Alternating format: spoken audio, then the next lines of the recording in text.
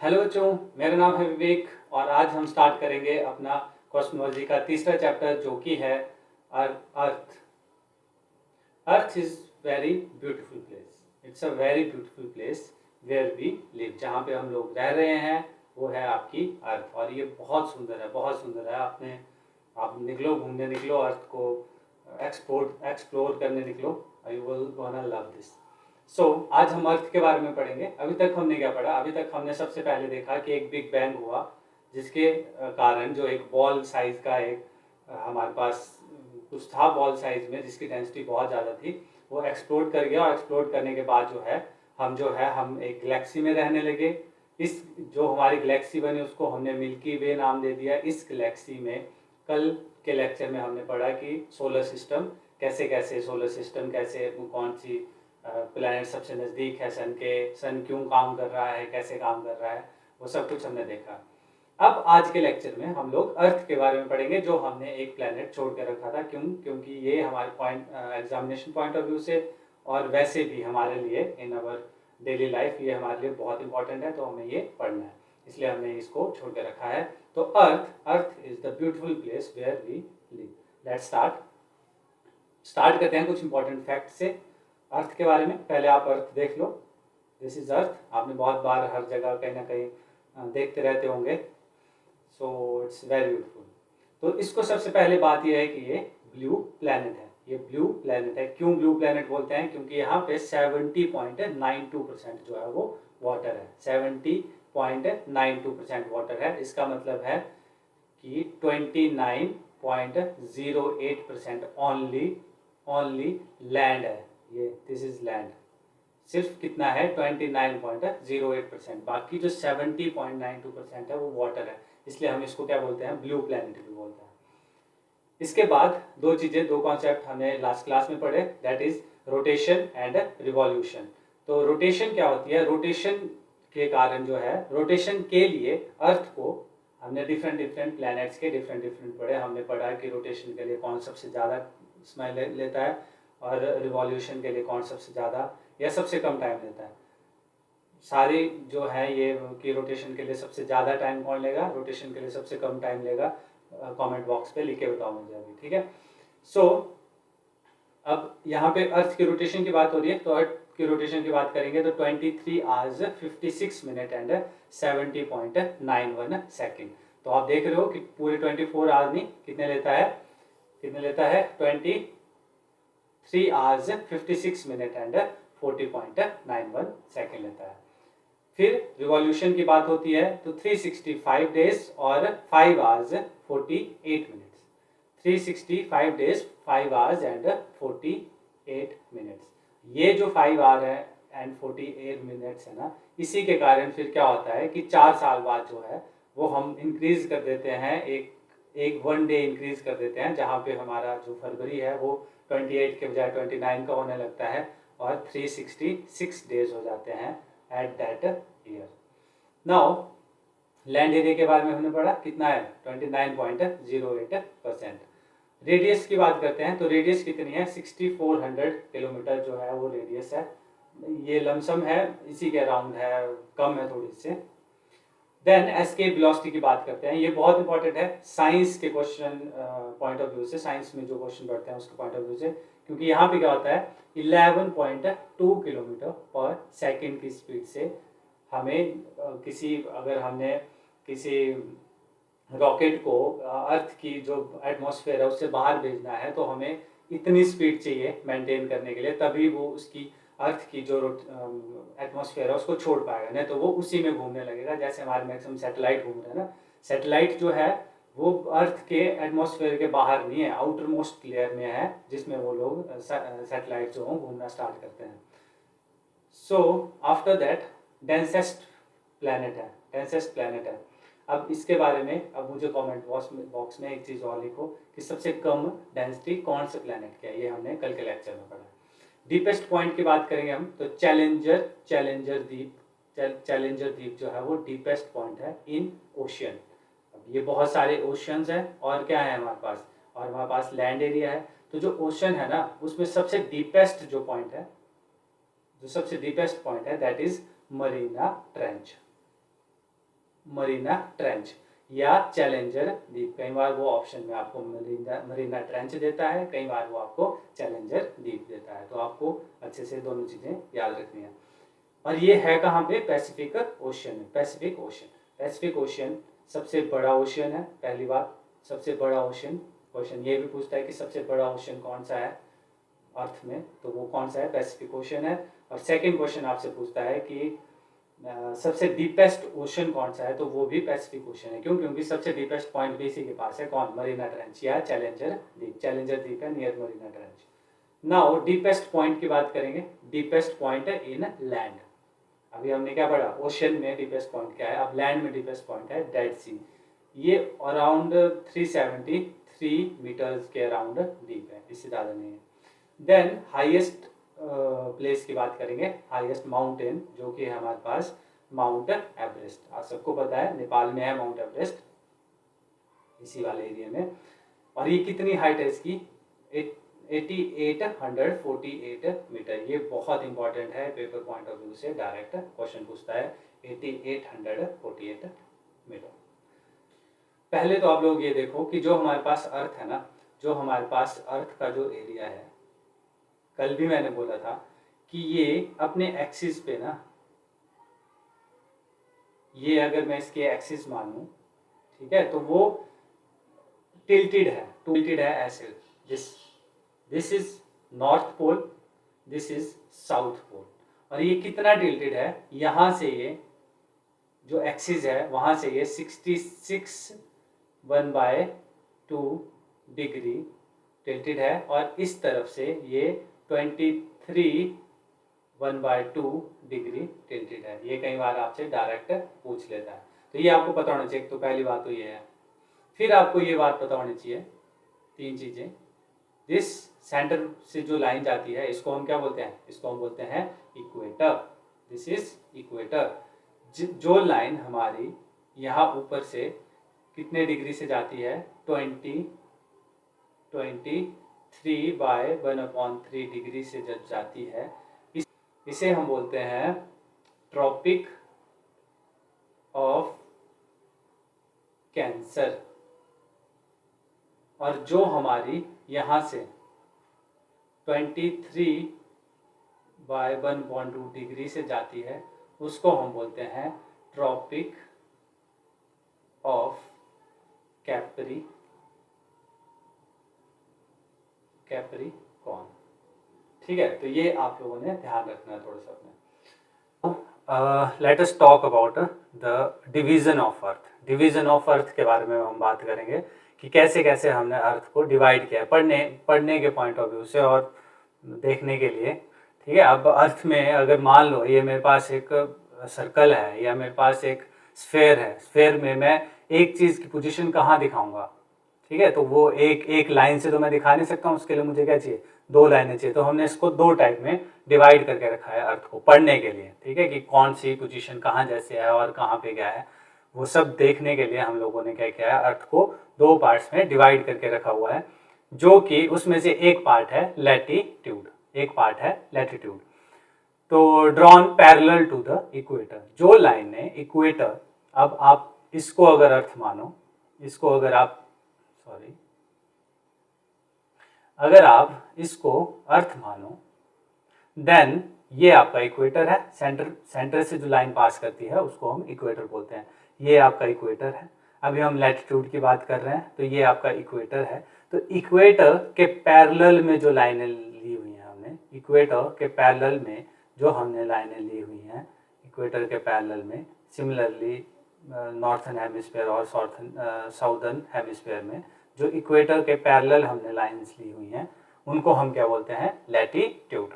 उन लाइंस को हम क्या बोलते हैं? लैटिट्यूड। आप यहाँ देख सकते हो, ये आपका इक्वेटर है, ये आपका इक्वेटर है। अब ये 3D पिक्चर है तो आपको अच्छे से क्लियर होगा। ये आपका इक्वेटर है जो 0 डिग्री है ऑल अराउंड, और उसके बाद क्या किया है? इसको ऐसे डिवाइड कर दिया है, ऐसे डिवाइड कर दिया है। कितने तक डिवाइड किया है?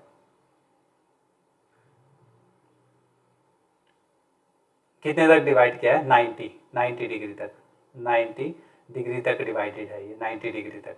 और वैसे ही नीचे को कितनी है 90 डिग्री, तो 90 डिग्री ही ऊपर को है और 90 डिग्री ही नीचे को है, तो टोटल कितनी है 180 डिग्री, 180 डिग्री है। और लैटिट्यूड लाइंस कितनी है, तो 181 लाइंस है, 181 लाइंस है लैटिट्यूड लाइंस में।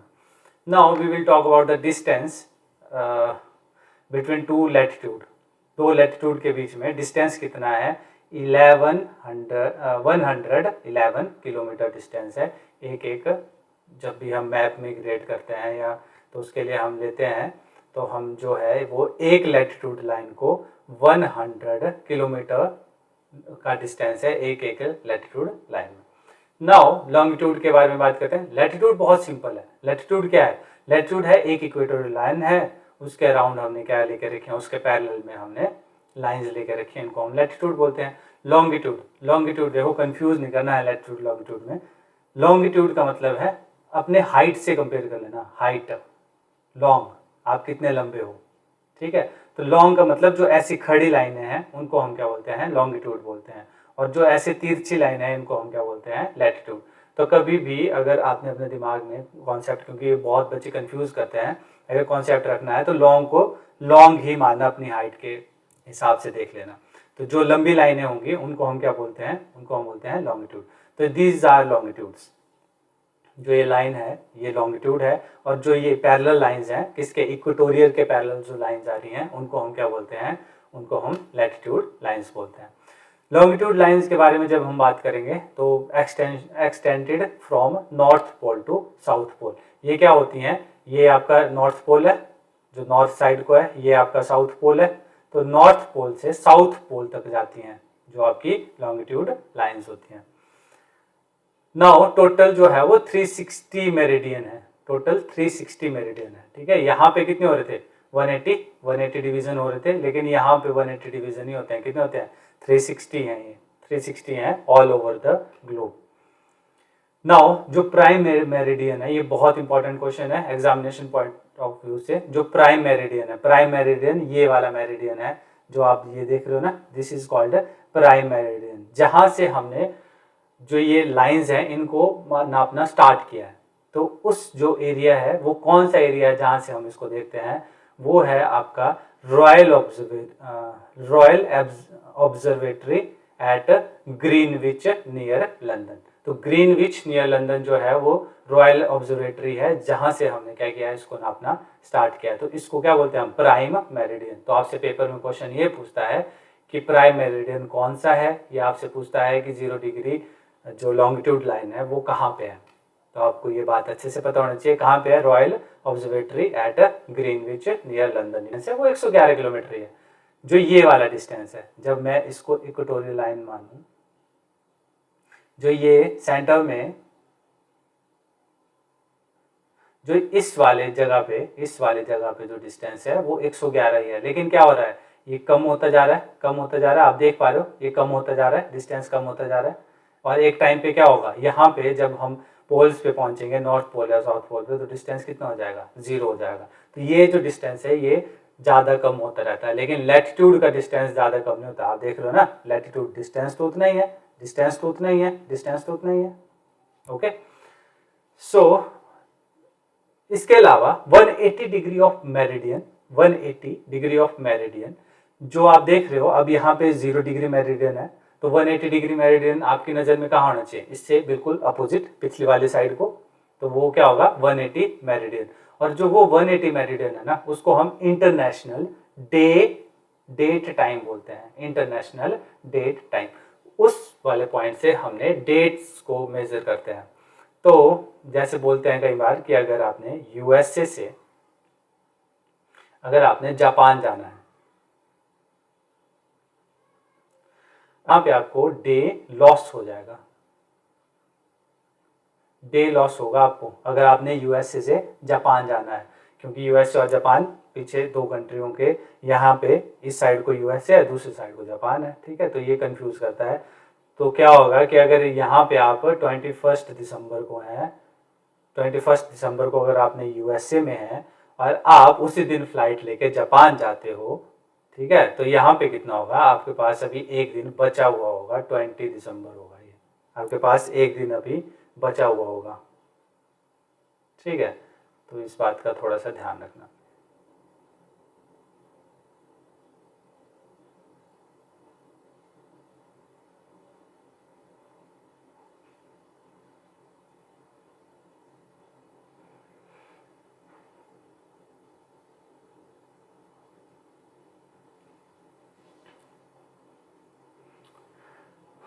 Then here move 15 degree means 1 hours time change। अगर ये आपकी लॉन्गिट्यूड लाइंस हैं, these are your longitude lines, जो आप देख रहे हो यहाँ पे लाल कलर में जो आपको दिख रही है ये आपकी लॉन्गिट्यूड लाइन है। अगर मैं 15 डिग्री अगर चेंज करता हूँ यहाँ को या यहाँ को, तो क्या हो जाएगा, अगर ये 15 डिग्री में चेंज करूँगा तो वहाँ पे 1 आवर का टाइम डिफरेंस आ जाएगा। इसको थोड़ा और नज़दीक से देखोगे तो इसका मतलब ये है कि अगर मैं 1 डिग्री चेंज करूँगा तो हमारे पास 4 मिनट का टाइम डिफरेंस आ जाएगा। एक डिग्री अगर मैं चेंज करूँगा, एक डिग्री अगर मैं यहाँ को या यहाँ कहूँगा तो कितना टाइम डिफरेंस आ जाएगा, 4 मिनट का। अब इस कॉन्सेप्ट को थोड़ा सा समझने की कोशिश करना, थोड़ा सा बच्चों को टिपिकल लगता है, इसमें टिपिकल कुछ नहीं है। देखो अर्थ कहाँ से कहाँ को मूव करिए, सबसे पहले बात ये है, तो अर्थ जो है वो वेस्ट टू ईस्ट की तरफ हम पढ़ चुके हैं। मैंने आपको बताया था कि वीनस जो है वो ईस्ट से वेस्ट की तरफ चलता है, और एक यूरेनस है जो हमें दिखता है कि वो नॉर्थ साउथ की तरफ चल रहा है। उसके अलावा जितने भी प्लैनेट है वो कहाँ से वेस्ट टू ईस्ट मूव कर रहे हैं, वेस्ट टू ईस्ट मूव कर रहे हैं, वेस्ट टू ईस्ट मूव कर रहे हैं। So earth is moving from west to east, ठीक है, वेस्ट टू ईस्ट मतलब अर्थ जो है वो ऐसे को रोटेट कर रही है। इसका मतलब क्या है, अगर ये एक पॉइंट अगर मैं यहाँ से ऑब्जर्व करने में मानूं सेंटर पॉइंट से, तो मैं देखूंगा कि ये आगे चल रहा है और ये इसके पीछे पीछे चल रहा है। ये पोर्शन आगे चल रहा है, ये आगे चलता रहेगा ऐसे, और ये जो इस लाइन से ये पीछे वाला पोर्शन है इससे पीछे चलता रहेगा। सिंपल सा कॉन्सेप्ट है। अब यहीं से टाइम का भी कॉन्सेप्ट निकलता है। टाइम का कॉन्सेप्ट कैसे निकलता है कि जब 15 डिग्री की बात होगी, मान लो कि यहाँ पे अगर ये लंदन है, प्राइम मेरिडियन है, जहाँ पे अभी दिन के 12 बज रहे हैं, मान लेता हूँ अभी दिन के 12 बज रहे हैं, तो अगर मैं यहाँ पे अगर मैं मान लूँ कि 15 डिग्री का टाइम डिफरेंस आ गया, 15 डिग्री का टाइम डिफरेंस आया, इसका मतलब है 15 डिग्री का मतलब है कितना, 1 आवर का टाइम डिफरेंस आया, 1 घंटे का टाइम डिफरेंस आ गया। तो यहाँ पे अगर दिन के 12 बज रहे हैं ना, तो यहाँ पे कितने बज रहे होंगे, ये है कॉन्सेप्ट। अब यहाँ पे कितने बज रहे होंगे, ये पोर्शन आगे चल रहा है क्योंकि ये पोर्शन इसके पीछे पीछे चल रहा है, तो ये पोर्शन आगे चलेगा। इसका मतलब है क्या होगा, टाइम जो है वो ऐड होगा, मतलब यहाँ पे 12 पहले बज गए हैं, यहाँ पे इस वाले पोर्शन पे 12 पहले ही बज गए हैं, क्योंकि ये तो इससे पीछे चल रहा है ना, यहाँ 12 बज रहे हैं तो यहाँ कितने बज रहे होंगे, तो गेन हो जाएगा टाइम का, मतलब यहाँ पे कितने बज रहे होंगे, 1 बज रहा होगा। कितना इजी कॉन्सेप्ट है, 1 बज रहा होगा। और वैसे ही अगर मैं 15 डिग्री इस तरफ चलूँ, 15 डिग्री अगर मैं इसको मानूँ कि ये 15 डिग्री हमारा पीछे है, 15 डिग्री पीछे है, तो क्या होगा, तो ऐसा होगा कि 1 आवर का टाइम डिफरेंस आना था, 15 डिग्री से 1 आवर का टाइम डिफरेंस आना था। अब जब ये पीछे चल रहा है ना, इसका मतलब है कि इसका टाइम भी तो पीछे चल रहा होगा। तो यहाँ पे अगर दिन के 12 बज रहे हैं तो अभी मतलब यहाँ पे 11 ही बजे हैं, जब ये यहाँ पहुंचेगा तो 12 बजेंगे। सिंपल, मुझे उम्मीद है कि आप लोगों को समझ आ गया होगा, इससे ज़्यादा इजी वे से इसको नहीं समझाया जा सकता था। नाउ थोड़ा सा इंडिया के बारे में पढ़ते हैं। इंडिया के बारे में हम ये पढ़ते हैं कि जो इंडिया है ना वो 82.5 डिग्री ईस्ट में है, 82.5 डिग्री ईस्ट में है इन नॉर्दर्न हेमिस्फीयर में। अब इस बात को भी समझ लो थोड़ा सा, ये अगर मैं अर्थ मान लूँ अपने हिसाब से, अगर मैं इसको बोलूँ कि ये दिस इज अर्थ, और ये अगर मैं इक्वेटर मानूँ, तो और ये अगर मैं आप प्राइम मेरिडियन मानूँ, जो हम बोल रहे थे प्राइम मेरिडियन लाइन मानूँ, अगर मैं इसको 4 पोर्शन में डिवाइड करूँ, तो एक तो 2 पोर्शन में डिवाइड करने पे ये हमारे पास ऊपर वाली नॉर्दर्न हेमिस्फीयर है, ये हमारे पास साउदर्न हेमिस्फीयर है। ये तो तुम समझ ही रहे हो, ऊपर वाला नॉर्थ है, नीचे वाला साउथ है। एंड जो इंडिया है वो कहीं यहाँ जैसे है, इस वाले पोर्शन में। इसका मतलब है कहाँ पे है, in northern hemisphere, in east, northern hemisphere में भी ईस्ट पे है। जब हम इसको ढूंढते हैं on our this concept latitude और लैंगिट्यूड के कॉन्सेप्ट में, तो हम ये पाते हैं कि ये जो, अगर मैं लॉन्गिट्यूड के कॉन्सेप्ट में इसको देखूं तो ये 82.5 डिग्री ईस्ट में है। किस में है, नॉर्थ हेमिस्फीयर में ये 82.5 डिग्री ईस्ट में है। ठीक है, सिंपल, 82.5 डिग्री ईस्ट में है। इससे हमें क्या पता चला, इससे हमें एक बात और पता चली, वो ये कि अब हम ये देखना चाहेंगे कि ये कितना टाइम डिफरेंस आएगा, लंदन से यहाँ तक का कितना टाइम डिफरेंस आएगा। तो 82.5 डिग्री की बात हो रही है। 1 डिग्री की अगर बात होती तो कितना टाइम डिफरेंस आता है, 4 मिनट्स का टाइम डिफरेंस आता है। ठीक है, 15 डिग्री की बात होती है तो कितने का आता है, 1 आवर का टाइम डिफरेंस आता है, 1 आवर का टाइम डिफरेंस आता है। तो 15 को अगर मैं 5 से डिवाइड करूं तो 5 और 7 75। तो 75 डिग्री अगर मैं मानूं तो कितने का, 5 आर का डिफरेंस आएगा, 5 आर का डिफरेंस आएगा। ठीक है, और अब 82 के लिए कितना बचा, और 82 के लिए बचे आपके पास 7.5 डिग्री और बचे पहुंचने के लिए, 7.5 डिग्री।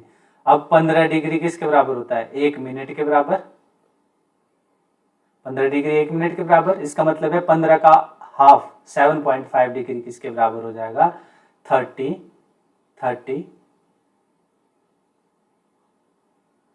15 डिग्री किसके बराबर होता है, 1 आवर के बराबर। तो ये कितना हो जाएगा, 30 मिनट्स। इसका मतलब है कि इंडिया जो कि 82.5 डिग्री पे है, ये जो हमारा लंदन का ग्रीनविच है वहां से कितने टाइम डिफरेंस पे है, 5 आवर 30 मिनट्स डिफरेंस पे। ठीक है, इजी। सीजन की तरफ, सीजन कैसे कैसे चेंज होते हैं और क्या क्या होता है। एक तो 4 सीजन होते हैं, सबको पता है, 4 सीजन होते हैं, सबको पता है। ठीक है, अब क्या बात है, अब उसमें जो है वो एक कॉन्सेप्ट छूटता है। एक कॉन्सेप्ट क्या छूटता है, ये देखो तुम लोग कि जो अर्थ है उसका जो सेंटर पार्ट है वो है इक्वेटर। ठीक है, वो इक्वेटर है। और उसके बाद यहाँ पे हमने क्या है कि 2 मेन पोर्शंस जो हमने डिवाइड करके रखे हैं, जो हम बहुत पढ़ेंगे अभी कॉन्सेप्ट, कर्क रेखा और पता नहीं क्या होता है और हिंदी में। तो दो चीजें हम पढ़ेंगे। एक होगा आपके पास, that is tropic of cancer. जो नॉर्दर्न हेमिस्फीयर में होता है वो होता है ट्रॉपिक ऑफ कैंसर, एंड जो साउदर्न हेमिस्फीयर में होता है वो होता है tropic of capricorn. Tropic of capricorn, 2 चीजें हमने पढ़नी है। क्या, एक ट्रॉपिक ऑफ कैंसर है और एक ट्रॉपिक ऑफ कैप्रिकॉर्न है। अब थोड़ा सा अपने दिमाग में ये कॉन्सेप्ट रखना है, जो ट्रॉपिक ऑफ कैंसर है ना, ट्रॉपिक ऑफ कैंसर है वो इंडिया को 2 पार्ट्स में डिवाइड करता है। हमारे जो इंडिया का जो एरिया है उसके बीच से होके निकलता है ट्रॉपिक ऑफ कैंसर। ठीक है, और ट्रॉपिक ऑफ कैप्रिकॉर्न तो इक्वेटर के नीचे है। सो नाउ हम जब सीजन की बात करेंगे तो हम सीजन की बात करें नॉर्दर्न हेमिस्फीयर में, साउदर्न हेमिस्फीयर नहीं कर रहे। साउदर्न हेमिस्फीयर अपने आप ही समझते रहना कि नॉर्दर्न हेमिस्फीयर से रेसिप्रोकल, उल्टा। तो हम यहाँ पे बात करें सीजन की, तो स्प्रिंग कब आएगा, स्प्रिंग कब आएगा और ऑटम कब आएगा, स्प्रिंग कब आएगा और ऑटम कब आएगा, जब जो सन की जो लाइट पड़ेगी ना वो इक्वेटर पे डायरेक्ट पड़ेगी। किस पे पड़ेगी, डायरेक्ट इक्वेटर पे पड़ेगी। तो क्या आएगा, जो ये इक्वेटर है, जब सन की लाइट इक्वेटर पे डायरेक्टली पड़ेगी तो हमारे पास दो सीजन बनते हैं, that is spring and autumn. अब आप लोग यहाँ देख सकते हो, एक हमारे पास बन रहा है स्प्रिंग, एक बन रहा है ऑटम। ठीक है, तो स्प्रिंग और ऑटम कब बन रहा है, अब यहाँ पे स्प्रिंग बनेगा। कैसे, ये आपकी इक्वेटोरियल लाइन है, यहाँ पे सन की डायरेक्ट रेज पड़ रही है, देख रहे हो ना, डायरेक्ट रेज पड़ रही है। और सिमिलरली इसके लिए अब ये तो दूसरी तरफ है, जो दूसरी तरफ जहाँ पे सन इस वक्त देख रहा होगा वहाँ पे ये इक्वेटोरियल लाइन है और यहाँ पे डायरेक्ट रेज पड़ रही हैं, इक्वेटोरियल लाइन पे डायरेक्ट रेज पड़ रही हैं। तो ये दो सीजन बनते हैं, कौन कौन से, एक स्प्रिंग बनता है, एक ऑटम बनता है। स्प्रिंग कब बनता है? स्प्रिंग कब बनता है? मार्च 21 में, 21 मार्च को। और ऑटम कब बनता है? 23 सितंबर को, 23 सितंबर को ऑटम। एंड दो चीजें और, वो क्या, एक बनता है समर और एक बनता है विंटर, वेरी इजीली। तो विंटर कब होती है? विंटर कब होती है? अराउंड दिसंबर के आसपास। और समर कब होती है? जून के आसपास, जून महीना गर्मी का। तो क्या होगा, जून महीना इन द सेंस क्या है, अब देखो मैंने आपको दो चीजें बोली, एक ट्रॉपिक ऑफ कैंसर, एक ट्रॉपिक ऑफ कैप्रिकॉर्न। अब देखो इंडिया के रेफरेंस में अगर तुम देखोगे तो मैंने तुम्हें बोला कि ट्रॉपिक ऑफ कैंसर जो है वो इंडिया को दो पार्ट्स में डिवाइड करता है, दो पार्ट्स में डिवाइड करता है। तो अगर मैं बोलूं, अगर सूरज डायरेक्ट अगर अपनी रोशनी कहां पे डालेगा? ट्रॉपिक ऑफ कैंसर पे डालेगा, तो मतलब वो इंडिया पे डालेगा, डायरेक्टली इंडिया पे डालेगा। इंडिया पे डालेगा तो यहाँ पे क्या हो जाएगा? गर्मियां होंगी, गर्मियां होंगी। तो इंडिया के ही रेफरेंस से आप लोग नॉर्दर्न हेमिस्फीयर समझ सकते हो, इसलिए उसको समझना आसान होता है। साउथर्न हेमिस्फीयर तुम अपने हिसाब से, फिर उससे रेसिप्रोकल उल्टा होता है हमेशा। तो यहाँ पे अगर पड़ेगी तो क्या हो जाएगा? यहाँ पे समर हो जाएगी, समर हो जाएगी। तो वो समर कब होती है? जून में होती है, जून में होती है। तो अब तुम लोग देख लो कि जून के महीने में, लेकिन कितनी जून को, ये बहुत इंपॉर्टेंट है, समर सोलिस्टिस बोलते हैं इसको, समर सोलिस्टिस बोलते हैं, जो कि 21 जून को होता है। जून को होता है लेकिन 21 जून को होता है। अब तुम देख रहे हो अर्थ ऐसे है, ये टिल्टेड है, टिल्टेड है। अभी यहाँ पे है आपका equator, this is your equator and this is tropic of cancer and this is tropic of capricorn. अब क्या हो रहा है? लाइट डायरेक्टली कहाँ पे पड़ रही है? डायरेक्टली कहाँ पे पड़ रही है? ट्रॉपिक ऑफ कैंसर पे। और इस तरफ अगर मैं इसी कॉन्सेप्ट को लूं तो ये आपका इक्वेटर हो गया, ये आपका ट्रॉपिक ऑफ कैंसर हो गया और ये आपका ट्रॉपिक ऑफ कैप्रिकॉर्न। तो लाइट कहाँ पे पड़ रही है? डायरेक्टली कैप्रिकॉर्न पे, ट्रॉपिक ऑफ कैप्रिकॉर्न पे। तो यहाँ पे क्या होगा? ट्रॉपिक ऑफ कैप्रिकॉर्न पे पड़ेगी, मतलब इंडिया पे नहीं पड़ेगी, क्योंकि इंडिया तो ट्रॉपिक ऑफ कैंसर पे है। तो उल्टा पड़ेगा इन द सेंस, कब होगा ये? फिर दिसंबर में होगा, क्योंकि यहाँ पे क्या हो जाएंगे? विंटर हो जाएंगी। उसको क्या बोलते हैं? विंटर सोलिस्टिस बोलते हैं। वो कब होता है? सॉरी यहाँ पे गलत है, दिसंबर 22 दिसंबर को होता है, 22 दिसंबर को होता है विंटर सोलिस्टिस। और समर सोलिस्टिस होता है 21 जून को, 21 जून को, क्योंकि ट्रॉपिक ऑफ कैंसर पे पड़ रही है और ट्रॉपिक ऑफ कैप्रिकॉर्न पे लाइट पड़ रही है। अब बात इक्वेटर की हो रही है, बात इक्वेटर की हो रही है। तो यहाँ पे अब सोलिस्टिस नहीं होता है, क्या होता है? इक्विनोक्स। तो यहाँ पे होता है वर्नल एक्विनॉक्स और यहाँ पे होगा एटर्नल एक्विनॉक्स। ठीक है, इस बात को तुम आसानी से समझ सकते हो। और ये कब आती है? ये कब आती है? ये जो स्प्रिंग का महीना होता है, स्प्रिंग का महीना होता है, ये कब आता है? ये आता है मार्च 21 को, मार्च 21 को। और ये क्या आता है? सितंबर 21 को, जिसको हम ऑटम का महीना बोलते हैं। इस महीने क्या होती है? इस टाइम क्या होती है? बारिश बहुत ज्यादा होती है। ठीक है, बसंत और पतझड़ समझ रहे हो ना तुम लोग, इसमें मेरे बताने का खास कुछ नहीं है। एक बात है, इसको याद कैसे करें? आप बोलोगे सर इसको याद कैसे करें, ये तो बहुत हो जाएगा। तो 3-3 महीने का गैप है, याद करने के लिए कुछ नहीं है। क्या है? एक आ गया आपके पास मार्च, मार्च के बाद क्या आएगा? 3 महीने बाद क्या आएगा आपके पास? जून आएगा। जून के 3 महीने के बाद क्या आएगा?